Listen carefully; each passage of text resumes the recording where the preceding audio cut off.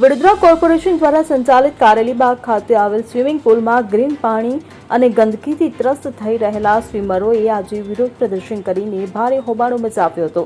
સ્વિમરોએ swimming પુલમાં green પાણી અને ગંદકીનો video બનાવી સોશિયલ મીડિયામાં વાયરલ કરતા તંત્ર દોડતું થયું હતું.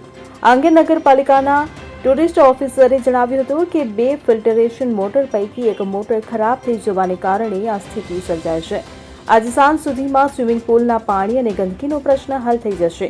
ઉલ્લેખનીય છે કે વડોદરા કોર્પોરેશન દ્વારા સંચાલિત શહેરમાં 4 સ્વિમિંગ પુલ આવેલા છે, જેમાં Karelibaug, Lalbaug, Waghodia road, Rajiv Gandhi swimming pool તેમજ સરદારબાગ ખાતે સ્વિમિંગ પુલ આવેલા છે.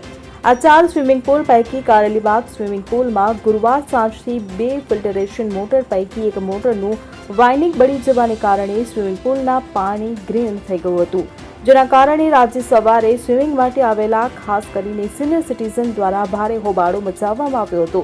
તેઓએ સ્વિમિંગ પુલના પાણી ગ્રીન થવા સાથે ગંદકીના પણ આક્ષેપો કર્યા હતા. Bureau report CN24. હવે જુઓ દેશ દુનિયાની તમામ ખબરો તમારી આંગળીના ટેરવે. ઉઠાવો મોબાઈલ અને Google Play Store પરથી ડાઉનલોડ કરો અમારી CN24 ન્યૂઝ મોબાઈલ એપ.